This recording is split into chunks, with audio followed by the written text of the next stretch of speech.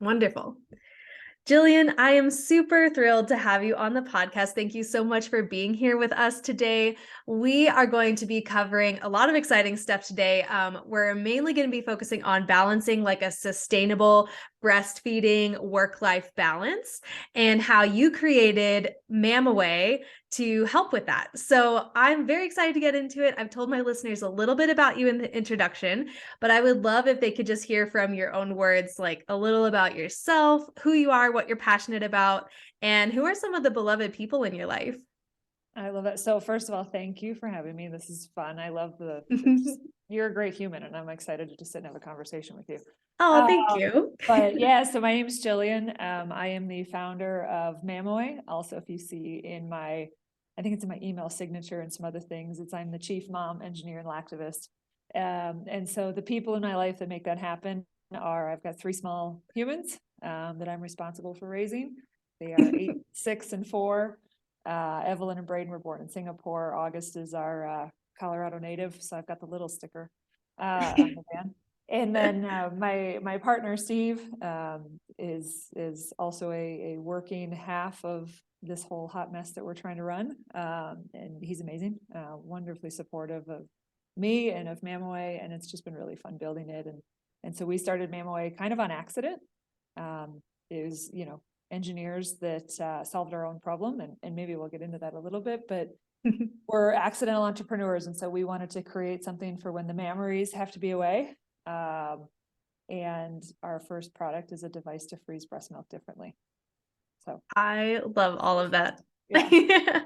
I love it so much. Everything about your story, and also I always appreciate a good, clever title, and the way that you've done that with MAMMaway is brilliant. I love it so much. Yeah. Oh, and the best part, if I sit in and, for those on video, like what if I'm sitting in on like investor conversations or entrepreneurial kind of things, it's like when the mammaries are away and I actually get to grab my boobs in like a professional setting, which it just keeps it fun.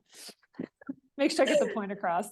Yeah, just in case they missed it. Exactly. I have your attention now. Good. Let's go. Oh my gosh, that's so great. I am so excited to get into this with you. I also love everything on your Instagram. Like if people haven't already been following you on Instagram, they need to go find MAMMaway right now. Well, maybe finish listening to this conversation and then go do that, because you post such helpful tips and tricks for like pumping and just managing breast milk storage. And so we're definitely going to get into more of that in this episode as well. But I feel like your Instagram is so accessible. So in this season, the season of the podcast that we're in season 4, and we're talking about eco-minded parenting and caretaking. And this is exactly why I wanted to have you on the podcast, because you have such a wonderful perspective to bring to the table. You, like you said, you're a self-titled, mama engineer and lactivist, which I love that play on words as well.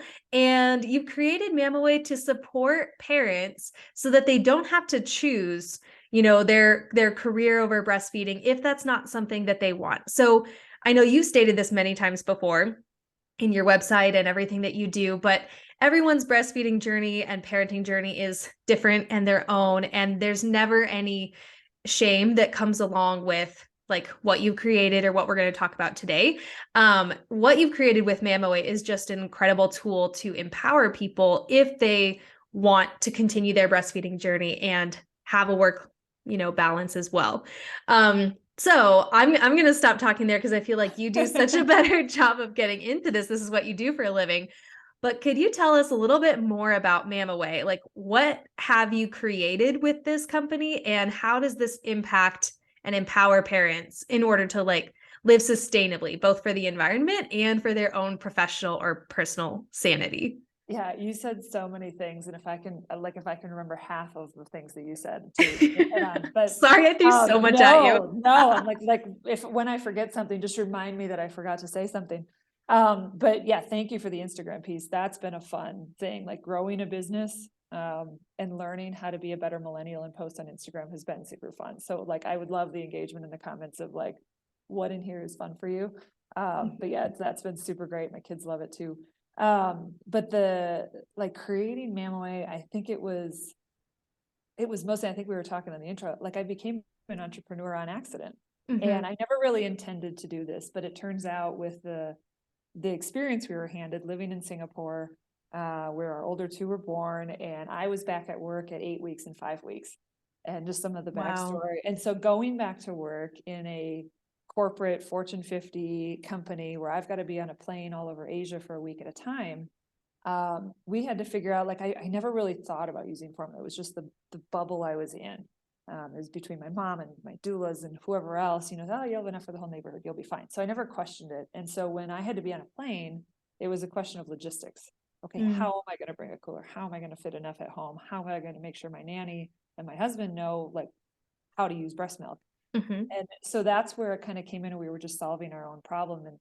And fast forward, a few years later, the three kids I exclusively breastfed for 15, 19, and 13 months. They all self-weaned. I've never used formula. And so I've just got this unique experience, my own personal experience in how this all works. And I want to touch on something you said, that it's everybody's feeding journey is different. People use straight up formula. Great, do that. People do a combo version of it. Great, do that. Some people just breastfeed. Great, do that. I'm not here to convince you how you should feed your child, but I know that there are a subset of parents and a number of women that want to go back to work, and they want to be able to breastfeed. And they have this goal of something that they want to do for them, for their child, in their, in their lives and in their situation. And if I can help those parents with the tactical, like, tips and tricks of how to do that, I've been there, I've done it. And I think I've yet to hear a story that I wasn't like, oh yeah, that's right, I did that this one time, here's how you do it. Right. So to be able to share this really, really unique experience that I've had with as many parents as possible to help try to alleviate some of that stress that they might have. Because it is still, like, yes, it's growing that there's more women in the workplace. And yes, it's growing that we actually talk about breastfeeding, but there's still very much like a taboo culture to it. And there's so many women I've met that they're their only one, right? Mom never did it, so mom's not there to teach you. Friends haven't had their babies yet. They don't know how to teach you. You're the only woman at work. The dudes aren't going to teach you, right? So there's so many women that are just living on an island, trying to figure this out on their own and trying to struggle through it on their own. And the point is, they don't have to. Like, it's not rocket science. I will say that. I did not invent any of this advice. Like, it's not that special, but it's finding it and finding a place that's, not a one-off. I went on one trip to Florida this one time, mommy blog on the internet. I want to have a community of people that this is what they do. This is what we talk about. This is, to give you some of the confidence to be able to do it. So very, very, I think that's the engineer piece of me, like, very tactical. Okay, how do we do this? And being able to, I think, to the sustainability, like, of your own well-being, like, you can't do this and be stressed out about it. Like, I am a firm believer that stress is the number one thing that impacts milk supply, and stressing about your milk supply is going to hurt your milk supply. Right. So let's do that. And so if I can help alleviate some of that stress, like, not only is it going to boost your milk supply, but you also, like, it's just one less thing you have to worry about. And so you can spend that energy and you can spend your mental bandwidth on literally anything else, rather than storing breast milk in the freezer. I got that part. That's easy. And like you said, just the concept of having one less thing to worry about. I mean, I only have one child right now, and we're hoping to have more, but in my first time parenting experience, oh my gosh, the newborn phase, the breastfeeding phase, all of that was so completely overwhelming for me. And I'm a researcher. I'm a person who, like, dives deep into the research. I tried to prepare myself as much as I could, to the best of my ability, reading and talking to people in my life and listening to podcasts and, like, okay, how do I best prepare myself for this transition into parenthood? And even with all of that, I felt so overwhelmed by so many things. And, the things I felt overwhelmed by might be different for other people depending on their experience. But all of that to say, when you are already trying to navigate this, especially if it's your first time, and then if you are a parent who has to go back to work, like you said, you went back in the first 8 weeks and 5 weeks with your first two kiddos. That is not very much time. And for most people, I would say that they are going to really struggle having to navigate the overwhelm that they feel with everything else and then trying to figure out, how do I freeze my breast milk supply? How do I pump? How do I make this happen? And also, unfortunately, we don't live in a society, at least in America, in the United States, that is currently set up to support that. I know way more work environments that are not friendly to breastfeeding parents than I do know of work environments that are supportive. And I have friends who have had to leave their jobs because they weren't given time to go and pump, or they didn't have a place to go and pump. Like there were all those logistics, that they had to struggle through. So you wrote a blog post a while back that I really loved, and it was talking about this woman named Teresa. And you were both on a work trip to China, and you talked about how she was navigating all of this and her first work trip away from her baby for the first time. And you, by this point, were like a seasoned pro. And I would love to hear kind of that experience from, your lens, and how you helped to walk her through so many of the fears and the struggles that I think a lot of our listeners could relate to.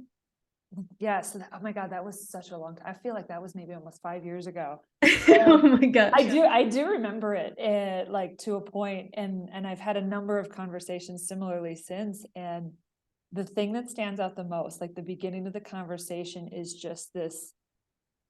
It's almost like a terrified anxiety. This Mm-hmm. like crushing version of women that have to, they get asked to go on a work trip, and Mm-hmm. then baby's only 3, 4, 6 months old, maybe even up to a year, right? And they haven't traveled yet, so it's just this new thing.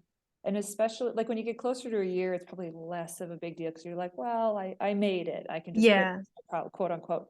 um but like when it's 4 and 6 months old and baby hasn't started food yet, right? There's nothing to supplement here, Mm-hmm. or use formula yet, or it's this fear I hear women start with. And Teresa was the same, that holy crap, how am I going to do this? Mm-hmm. Do I have to like sacrifice my job to be able to keep this personal goal that I have with my family? And Mm-hmm. it thus begins like the work life navigation, balance, integration, sway, whatever you want to call it, right? Mm-hmm. Of, can I have both? And so where I go to, and my easy default is in the tactical. It's the how to. All right, let's get down to the details. Let's line up the dominoes and then just knock them down. Mm-hmm. It's a very non-emotional conversation. It's saying, okay, how long is your flight? What time does it leave? What cooler are you bringing? What ice are you bringing? What hotel are you staying at? Have you called the hotel? Can they check on things? And so it's just stepping through all of the pieces, mostly of what cooling capability is available to you en route while you're there and coming back.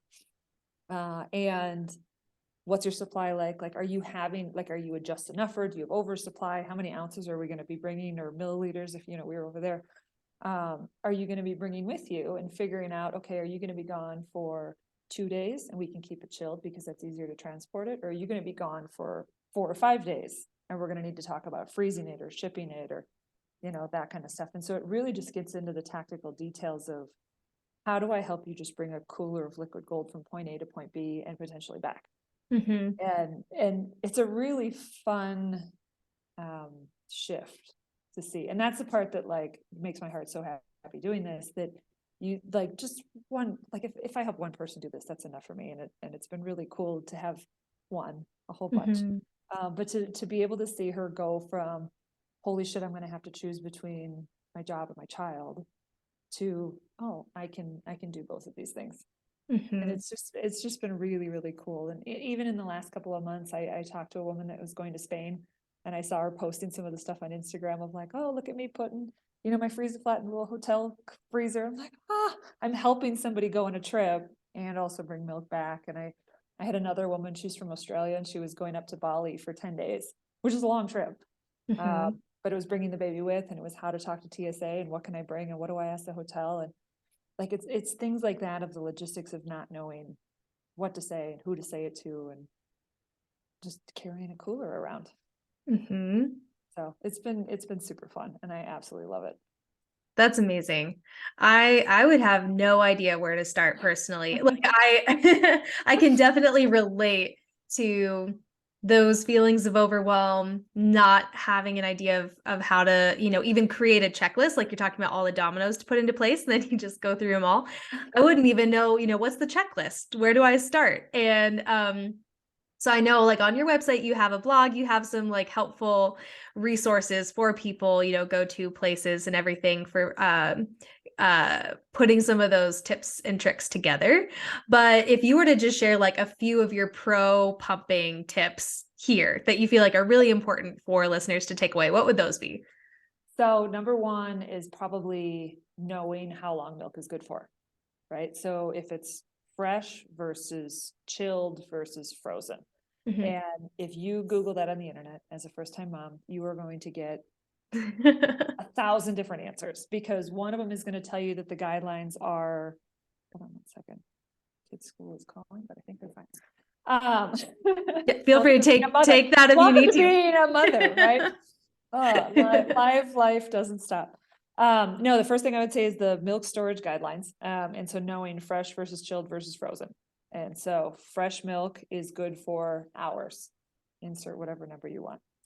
Chilled milk is good for days. Insert whatever number you want. And frozen milk is good for months. And so hours, days, and months, just the simplicity of that. And that goes for you being on the trip.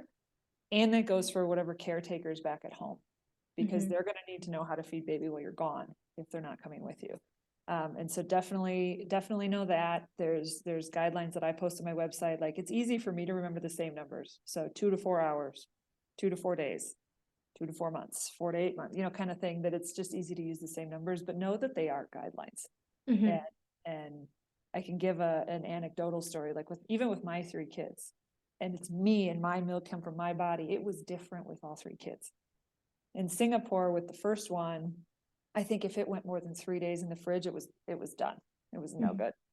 And with my third one in the States, it was good for like 5-6 days in the fridge. So even your own supply with your own different children can change. So just know that it's a guideline, and know that there's fresh, chilled, and frozen are kind of the breakdown for that. And so that's what comes into how long you're going to be gone. How do I take care of it? So that's kind of the biggest one, of making sure you know that. And were you just kind of trusting your gut when you did you like open your container and smell your milk, or like how did you kind of just know this is bad, this is, okay? So it's milk. You'll know when it goes bad. I promise. Okay. So, like, it smells different than like cow's milk if you're used to that. And so try it. Like, see what it tastes like fresh when it's coming out. It's actually very, very sweet. But like, if you're ever feeding a baby a bottle, maybe it's been 3 or 4 days in the fridge and they won't take it, try it yourself.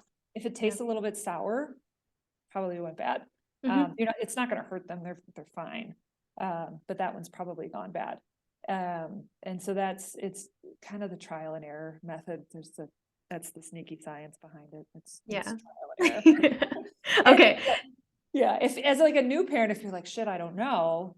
Or like sacrifice like a ½ ounce to an ounce, put it in the fridge and just kind of smell it every day until it goes bad. Like, you'll notice like the first one versus that one that's been sitting there for a week and a half. Like, yep, there it is. That's bad milk. Yeah. Okay. I like that. Just a general form of experimentation. Cause I think about the listeners on our call who are, probably not sure if it is their first time. And for myself, I was more like, I follow the rule book. I look it up online. And like you said, there's going to be a whole bunch of different answers there. And there were, and I found what was most commonly given as advice, and I just followed it to a T. And then, but I know a lot of people who would, be way more interested in that experimental, like, let's just try it out for yourself, like taste it, smell it, see what that's like. Yeah. And so like what I see parents do is like fresh milk. I think most of them say like 3 to 4 hours on the counter, like out before you have to chill it. I would see people that it's 4 hours and 15 minutes in and they throw it away without trying it. Like, no, don't do that. Try it first, see if it really I mean, if it's been sitting out for a day and a half, it's probably not good anymore. Yeah. But yeah, just try it out. Okay. You'll know, I promise. Awesome. Yeah. I love that. Just more empowering people to have the confidence, have the ability to trust themselves. I think that's huge. Okay. So remembering those hours, days, and months. Yep. And then what else? Do you have any What other else? like pro pumping tips? Yeah, like go into it. I'm going to say this because, I think it paints a picture. Go into pumping and go into this schedule with the confidence and the intention of like, and if you're seeing a video, you got to stand up, shoulders back. Think about your average white man on a plane and that spread that they just take up some space. And I'm here and I know what I'm able to like walk into it with that level of confidence. Walk up to the TSA agent knowing that you can do this. Walk up to scheduling with your boss knowing that you can do this. Like there are now, thankfully, in the last few months, there are laws that protect most workers' ability to pump at work. So like know that you get a break in your schedule. And so it's not going to your boss saying, can I pump? It's Mm, going to your boss and saying, I'm going to pump 2 times today. Is there a time that's most convenient for you? Or do we need to work this out? Or mm, can I just set this myself? mhm, Or going up to them and saying, where is the lactation room? Not do we have one? mhm, Like, so assume and know and fake it till you make it a little bit if you don't. But this is something that's protected for you, most of you. I know there's like a small subset of like hourly employees, and my heart goes out to nursing and teaching and those kind of positions. It gets really, really difficult. But you should have the confidence and you should have the protections to be able to go do this, mhm, especially going through TSA and especially going back to work. If there's somebody that tells you you can't, they're probably the ignorant one in the conversation. mhm. So know that. Yeah. Yeah. And that is amazing to even just be aware of that. I think it's so important to, again, dive into the research. That's at least what I prefer to do and usually encourage people to do all the time is to research where you live and what are, the laws and the coverage that you have so that you can be more empowered and be more confident when you walk this out. And like you said, the people who tell you that that's not provided for you or not, available, then they're probably the ones who are ignorant.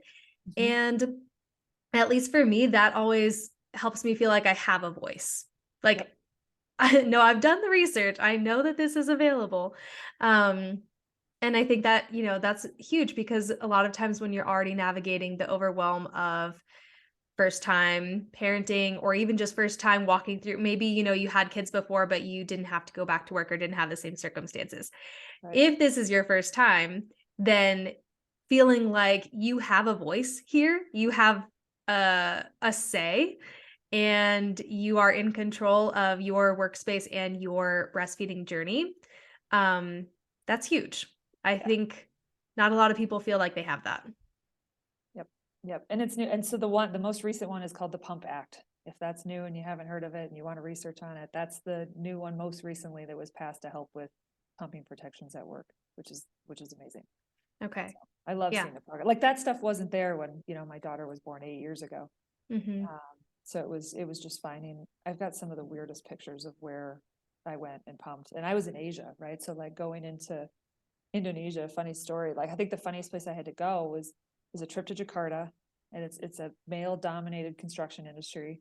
I'm like, okay, I need to go pump halfway through this meeting, and they had this room, and it was smaller than like a walk-in closet, and there were 4 of us women sitting in there, and we're all just sitting pumping together. There wasn't like a pod, like your own little privacy space. You're all just Yeah. like, all right, we're whipping them out. Um, and this dude walked in, like, I guess he may not have known like what the room was. He just kind of walked in and he goes, "Oh, shoot, I'm in the wrong place." Turns around and walks out. But like there was some bonding over, and it's one I won't forget. Oh my gosh, that's so funny. But Yeah, makes you've probably had a lot of interesting places to have to pump in and situations where it was not always convenient for you to pump because of Yep. all the traveling that you've done with work. Um, oh my Mine gosh. sites. I think one of my most recent one was I had to be in a mine site, and I'm in a pickup truck with 3 other men, and I'm like, I'm sitting in back, guys, and like Yeah, if you guys want to like jam out to it, we can, whatever you want to do, but but but you they're just fun. own it. You just I own own it. it. That's great. I mean, 3 kids in, like they're like elbows at this stage. Like it is not Yeah. Yeah. just another accessory. Yep. Oh my gosh, Oh, that's so funny. Yeah, I think so I didn't have to go back to work in an office environment while I was breastfeeding. So I had the privilege of being able to just work from home and create my own schedule. Um but my husband and I wanted to do a lot of like, camping and one road trip or something during the time I was breastfeeding my son. And so I think the weirdest times that I've had to pump was like in the car. And so I had to learn, okay, how do I do this? And what, like you said, what are those dominoes that go into place? And it was like just packing the cooler, Mhm, I think we used dry ice, mhm. along with, well, that was kind of at the bottom and then the regular ice on the top, and it kept it frozen longer. And then bringing my pump and just learning how to use the little, what's that even called? It's like the AC unit, Like the little adapter for the car. yeah, the Yep. adapter, The and cigarette plugging that lighter in. for those of us that Yes. remember cigarette lighters in cars. Yes, exactly. And plugging that in, and I was like, multiple times now, I've had the experience of sitting in the front seat and just pumping in the passenger seat as my husband's driving, and because, we couldn't always pull off depending on where we were going. Mhm. And then you just store it in your cooler, which was sitting at the foot of my seat, Yep. and that it worked. It was So great. I'll give you two upgrades to that for people that are Okay. traveling. So on my website, I have a product called Techna Ice. And so instead of dry ice, it's actually, and this maybe goes to the sustainable one, instead of a one-time use dry ice, it's actually a reusable form of dry ice. What? How have I not heard of this? So it's an Australian product, and it's marketed almost exclusively to the fishing industry and people that use Yeti coolers. And so we Wow. found it when we were over there. I now import it to the States and sell it on my website. But it's like a reusable, like pliable, it's got all these little pods. And when you're done with it, you can stick it in the cooler and you put a bunch of sheets around it, and it's going to stay colder longer than like those regular ice packs. Wow. And then you chuck it in the freezer and refreeze it and use it again. Oh my Um, gosh, so it's that's been amazing. amazing. Yes. So bring that instead. And I had that as like a, how long does it last? I flew back from Brazil on a trip. So it's 17 hours en route.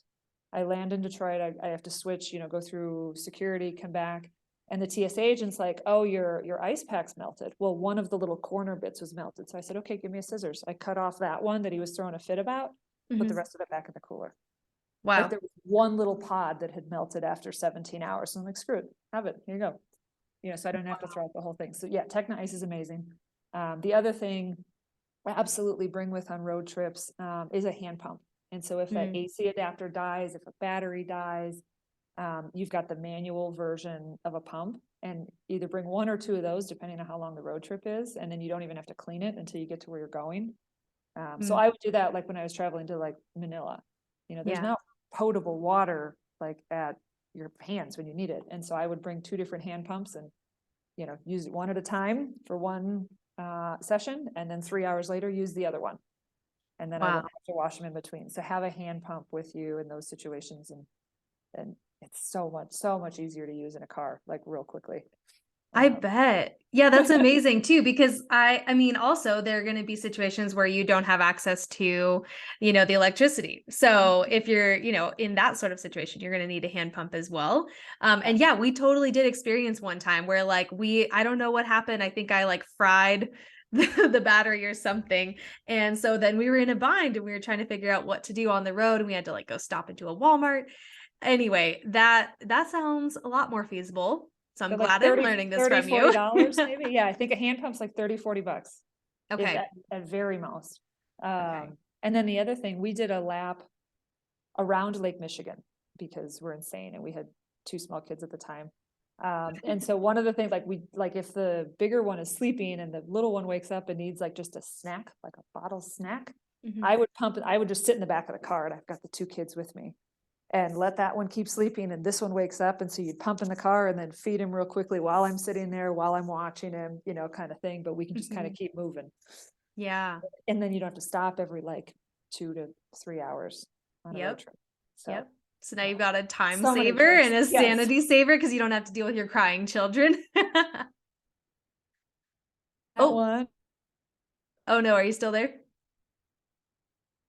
Hear you. Can you hear me? Oh, I hear you. Yep, There you we just go. froze for a Sorry. little bit. Oh, sorry. Yeah. Road trips are fun with babies. Oh, so much fun. Okay, these are amazing tips. And you mentioned part of what you sell on your website. So let's get into that for a little bit because I only really know a lot about one product that I am super jazzed about and, tell everybody about it that I can. But you have even more on your website. So I want to Yeah. talk about the different tools that MAMMaway offers for, or at least resources, for sustainable breastfeeding journeys. And then we'll specifically talk about the Freeze It Flat because that is kind of like your, top tool. It was Flagship. the, Yeah. yeah, it's like the award-winning breast milk storage product of the year, right? In Yes. 2021? 2022. Okay. And if I could like fun fact, humble brag, you're the first one to know this. So here you go. Ooh. I got an email this morning. We won 2023 as well. Yay, that's so exciting. Woo! So Congratulations. yes, yeah. It's not going to be like totally across the internet yet. I got to get my social media team in, but yeah, we got an email this morning. It was named, the Oh. Freezer Flat was named the breast milk storage product of the year 2 years in a row. Oh my gosh, that's so exciting. Congratulations. Thank you. Thank you. Yeah, that's amazing. Okay, so let's talk about what the Freeze It Flat is for anybody who doesn't know, and then any of the other tools and resources that you've got going on MAMMaway. Yeah. So for the audio listeners, if you imagine an ice cream sandwich and the breast milk is the ice cream, we make the cookies. So we make this outer bit that goes around it. I've had other people describe it as a book.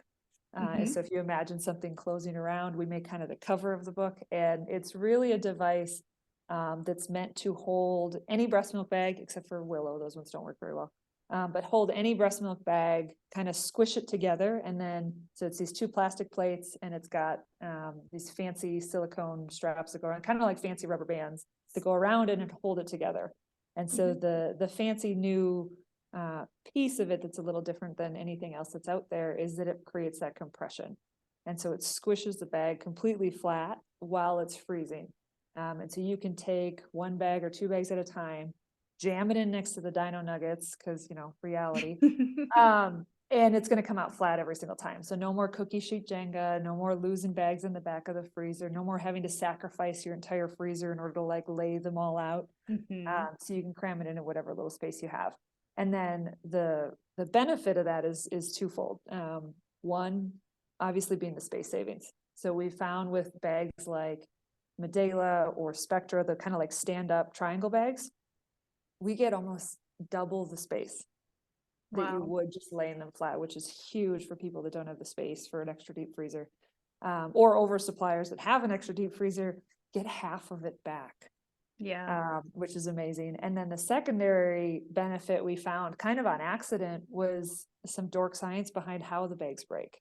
And what we were finding is they're not breaking because it's the bag that's a problem, it's how the bag is handled.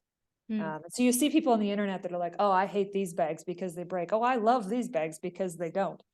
And it's the same bag. It's what it is, it's how it's being handled and how it's being frozen. And so Mhm. when you're freezing it and compressing it uniformly, it doesn't expand the same. And so if you imagine, have you ever frozen a water bottle Yeah. and you see how the top kind of pops off? Mhm. Mhm. Milk does that too in a bag. And so if Okay. you're just laying it there, the skinny bit at the top is going to freeze first. And so when it goes to expand, it kind of blows out the bottom. Interesting. And that's usually where you're going to find the bags cracking. And so by freezing it like completely flat, you minimize a lot of that. And then the other piece of it, when they're completely flat and they're organized and they're lined up and they're not sliding all over the freezer, if you've ever taken two ice cubes and crammed them into each other, they break, right? Like, Mhm. shouldn't do that. And so if you keep them organized, they're less likely to be sliding around, running into each other and breaking. And so we Yeah. find that we're not spilling liquid gold anymore when we go to defrost it, which has been huge, Oh yeah. huge No additional more benefit. crying over spilled milk. Spilled breast Exactly. milk. Exactly. Yes. Crying over spilled milk has nothing to do with cows. I'm sorry. Yeah. No, Yeah. it's this liquid gold. You worked hard for that. Like we definitely want to save as much as possible, obviously, and Yes. get that to Yes. good use. So that's amazing. I love the visual that you have on your Instagram, one of the reels that you created with, I think one of your children, and stacking, doing like a stacking Oh, the game. stacking game. Yeah, that was Yeah. August. Yeah, that was I my love that. youngest. Cause I Yeah. mean, it's just so fun to watch that. Like these are literally like completely flat bricks, and you can just stack one on top of the other, make this big old tower. It's not going anywhere. Versus the bags that are just frozen the typical way that Just most people have been they lay freezing them. flat. Oh, I just lay Yeah. them flat. It's fine. Well, Yeah. is it though? No, like they don't actually they don't stack very well. It's a huge storage saver. So not only is Yeah. that saving you like, freezer space, and then also the energy that goes into all of your freezer. I'm going to reword that sentence. All of the energy that goes into the freezer space that you need to store all that breast milk. So you're saving all of that. You're saving your time and your sanity and stress over how to store this breast milk. And then you said that it also works with, almost all types of breast milk bags. So you can use the reusable kinds, which I Yes. think is also Silicone amazing, ones. obviously, Yeah. from an environmental standpoint. Like if you don't Yes. want to use the single use Mhm. throwaway bags. I think that's Yes. awesome. Yeah. And that, so fun fact, that's on my list of product development. Like I would love to have more products that are in that vein of saying, okay, how do we get things that we can reuse that can be used with it? And obviously if people are donating milk, you have to use the plastic ones and Mhm. that kind of thing. But definitely have some ideas around how to make that more sustainable for Yeah. both of those types. Yeah. I love it. I mean, I do say this all the time to, whoever I'm talking to, like you can only do what you can do when you're trying to live sustainably. If you don't have control over something, especially if it's like a systemic issue, then don't beat yourself up over that. But if everybody were actually trying to do their best and doing the research and learning what kinds of tools are out there so that you can live more sustainably, that Mhm. alone would make a huge, huge difference. So just do what you can do, use the freeze it flat tool and some reusable bags if you have access to them. And that's great. Feel better about And taking care Techna of the Ice. planet and Techna And Techna Ice. Ice. Yes. Yeah. Definitely reusable there. Yeah. And then the freeze it flat itself, you also put a lot of thought into the engineering of that product and the sustainability of it from a Yes. material standpoint. So could you Yes. talk a little bit about that? Yeah, so like the original materials were like when we were prototyping was like, okay, what's the cheapest thing we can find, to be able to make this. But as soon as we moved back to the States 5 years ago and actually started making it, our first material, if anybody's got the OG, that's still out there somewhere, it was actually made from a recycled plastic company in Minnesota. So they would send us these sheets, like big 4x8 sheets of plastic that they would like compress recycled material. So it had this like matte finish to it. And then we had a 12-ton hydraulic press in our garage, naturally, as one would. And, and this like fancy cookie cutter that we were like punching them out ourselves in our garage was how we were originally making them. And so now we've evolved it to, we've got a mold, we're doing injection molding, which is like basically how most plastic pieces that you're, like lids for a water bottle and kid toys and phone case covers, and most of the plastic things you see and use that are formed are made in an injection molding type of way. And so making that, I wanted to make sure that I know my supply chain. And so we had the mold made, it's manufactured right here in Denver. I know my supplier. I want to know where things are coming from because I learned that some of the recycled quote unquote materials that come out of China, they'll make the water bottle on one side of the factory, chop it up, and then mold it into your product on the other side of the factory. And technically that's recycled because Yeah. they made the water bottle over here. Now they're using it over there. And Yeah. I really did not want to have that. I wanted to have like somewhere close that I could see and touch and feel. And like, I saw my mold, like we're doing some updates to some things. And I went up and visited like 2-3 weeks ago and yep, it was in the machine and we were talking about it. And, so like, I want to have that relationship with my suppliers local, Mhm. to know that here's where things are coming from. And so. Oh, you're frozen again. Hold on. Are you there? Let's see. Am I there yet? Yep, now you're Oh, back. there we go. Sorry, so sorry. No, you're fine. No, but I was gonna say there's two pieces of this that were very, very important to me with the plates, is that I wanted to either be recycled material or recyclable for Mhm. once they're done. And so right now it sounds apparently white plastic has to be virgin. So if you know anybody, or if there's somebody listening that knows how to get white materials that are recycled, I'm all Mhm. ears.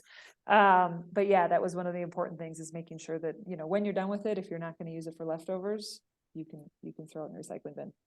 Okay. That's And the big. using it for leftovers. So you're talking about taking like, your baggies of food and freezing those Mhm. flat, right? Yep. Yeah. Yep. So same concept, same, saving space in your refrigerator or freezer. Yes. Yeah. Okay. Yeah. Yeah. That's awesome. So that was definitely important to me. The other piece, not from the product itself, but from the packaging, is that, like, especially having kids, and oh my God, like the number of Amazon boxes and bags and kid toys, and like the amount of packaging that people toss, or just accumulate, is just Mhm. insane. And so it was a very intentional choice. And yes, I know it cost me more as a manufacturer, and I'm okay with that. So Mhm. I made sure, like, if did you see our cardboard packaging that kind of goes around it, and the bands itself holds it together? I've seen it in your videos. Yes. Yeah, so it's not fancy, and it's not Yeah. fancy on purpose. It was the most minimalist version of packaging that I could get, Hmm. because I don't think parents need more packaging in their lives. Right. And so coming from my website, that's all you get. You get the little piece of cardboard that goes around it. It's in a regular paper mailer. I don't use the bubble mailers. And then when it's going to Amazon, since it's going to be sitting in a warehouse for a while, you have to have it in some sort of poly kind of wrap. And so I use compostable bags for Amazon. And then I Love it. make sure that, I keep that inventory low enough, and Mhm. cycle through it. So there's not a compostable bag that disappears while it's sitting on the shelf for too long.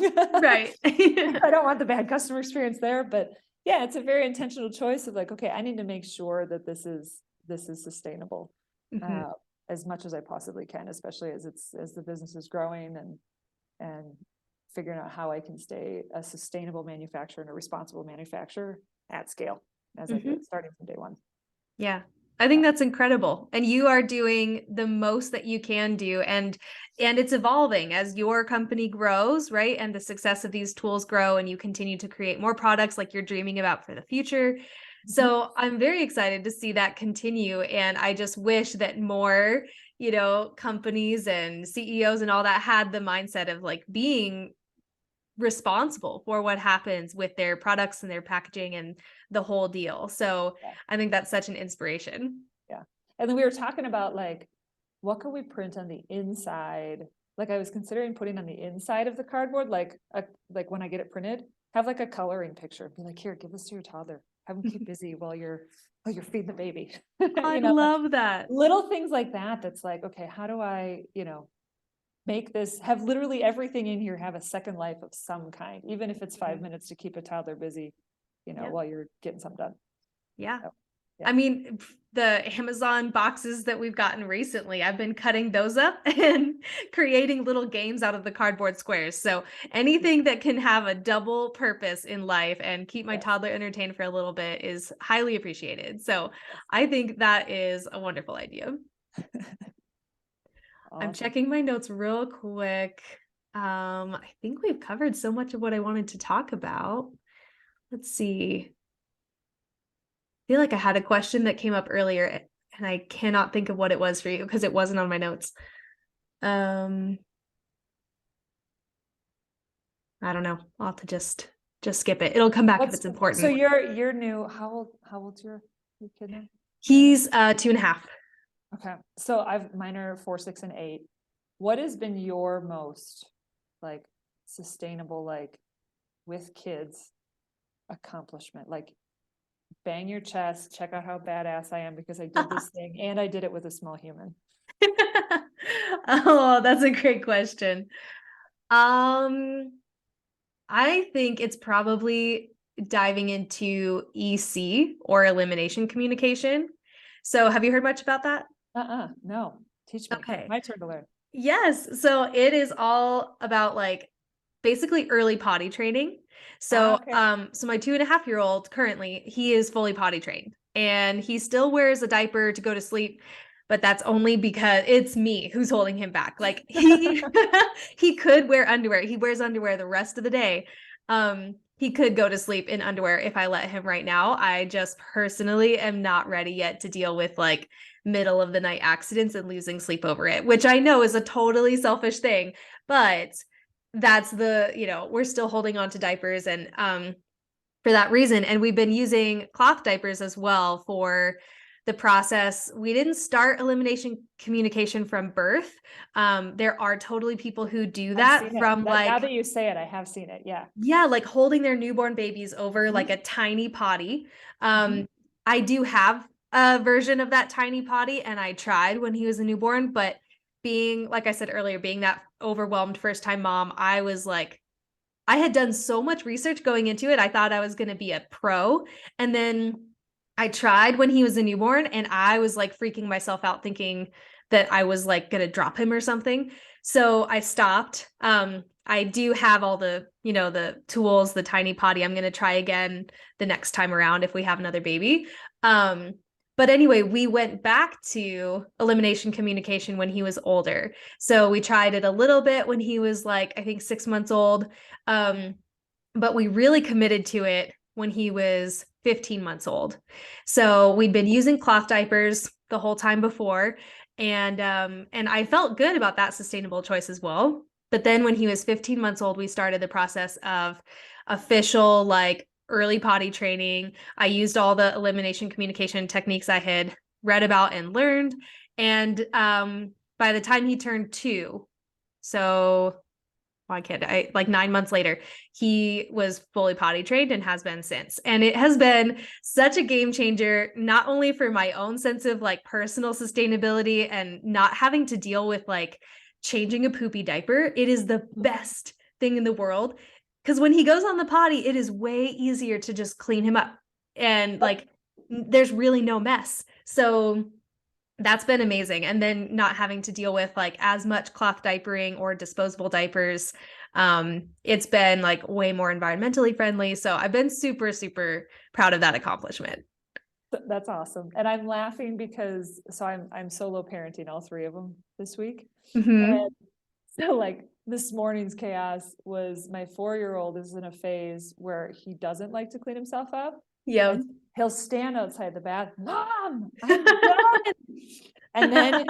And then it's a downward dog, as soon as you walk in the yep, you are. There you are, all of you. So we're in that phase right now. But yeah. And then so we've got him and both of my boys. We've got these. Have you seen the pee pants, the overnight pee pants? Yeah. Uh-huh. So we're trying that version of it, like trying to wean off of diapers overnight. Yeah. Both of them are totally fine during the day, but yeah, overnight is where we're trying to get It's to. hard. It's Yeah. really hard. I mean, I guess like you just have to be prepared to lose some sleep over it. And I'm just not there yet. So we have the crib mattress. So here, maybe the hack for that. We've got the crib mattress that has like a plasticky kind of cover Okay. that we leave in our bedroom with a Mhm. sheet on it, with a pillow next to it. So like if there Mm. is an overnight accident, they can just like come in our room and sleep on that bed, and then we can Yeah. deal with the sheets in the morning. Smart. Yeah. Yeah. That's a good idea. Especially when All you're right. outnumbered, like I can't. Yeah, seriously. It's like you just got to sleeping through the night, and like I don't want to sacrifice that. Just kidding. Yeah. Oh my gosh. But then I That's know by the awesome. time if we do have a second one, then it's like, well, we're gonna have to deal with not sleeping through the night anyway. So maybe we'll just It's tackle fine. it then. It's fine. Oh my gosh. You're It fine. has been so wonderful talking with you and Me just too. relating to you as a working parent. I've had so much fun. And I always wrap up my episodes with like a typical question asking for 1 to 3 actionable steps about whatever we're talking about. So if you were to consider all the different places that our listeners are tuning in from and what their accessibility might be like to resources or different levels of privilege and things like that, what are 1 to 3 actionable steps that listeners could take maybe as soon as today, just to empower them and to learn more about a sustainable balance in their working and breastfeeding journey? You've already shared so much, but do you have anything left you would want to wrap up with? Oh no, you're frozen. Let's see. Are you back? Should be fine. Oh, here you Oh, go. there we go. There we go. I'm so sorry. So I heard most of that. What are one to three things? Yep, you're good. I'm gonna rephrase the question because I think Yeah. I can condense it even better. Okay. Do over. So I always wrap up every episode with the same question, asking for 1 to 3 actionable steps about whatever we're talking about.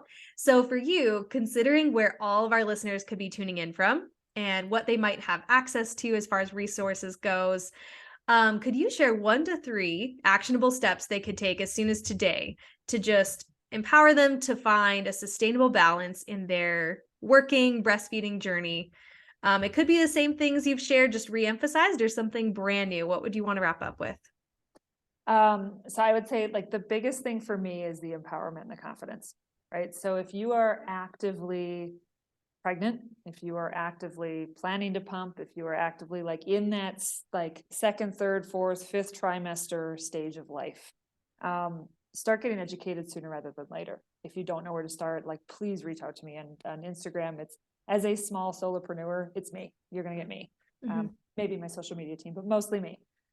So look it up early, figure out what your options are, figure out the logistics early so you don't have to be stressed going into it, and you can learn this kind of stuff long before you need it, so you don't have to be coming up on, oh my gosh, I go back to work in 2 weeks, what the hell do I do? And so there is a community of people that are here to support that for you at all. I mean, that there's not an income limit on, sending a DM on Instagram. Like I want to help people do that. I would say the second one is, probably the shameless plug of like, if you're out and about and you can use something like TechNice, that's part of why I brought it here, is because I didn't see it in the States widely used. And so just pick 1 or 2 things, like especially having kids, like it's a shit show most days. Let's be honest. We're all in it together. We're all in it together. Like, you don't have to boil the ocean. You don't have to do everything, but like pick one small thing that you can do. And, for me, that's trying to use reusable things with kids that they can use more than once. So try to pick something and be kind to your own sanity that, it doesn't have to be perfect. Progress is better than perfection. And if there's anything I can do to ever help with that, you know where to find me. Oh, I love all of that. You are amazing, and you have created so many different ways to empower parents. And I'm so thankful for what you're doing. We're going to have all of the contact information for you in the episode description. So if people click on that, they'll find ways to contact you, your Instagram, the MAMMaway website, of course. And then also if people are interested, any listeners who want to get the Freeze It Flat tool, like right now, or anything else that Jillian mentioned, you can click the link that's in the episode description. That's also my personal affiliate link with MAMMaway. So then you'll be supporting 2 mama-owned businesses, because it will support Jillian, of course, and then it will give me a small kickback for my business, which comes at no extra cost to the listeners. And then there's a discount in there for you too. So I'm very excited to continue empowering people to live sustainably, and as well as what you're doing, Jillian. And thank you so much for being on the show today. Thank you so much for having me. I love what you're doing. Keep it up. Thank you. I'm going to pause this one.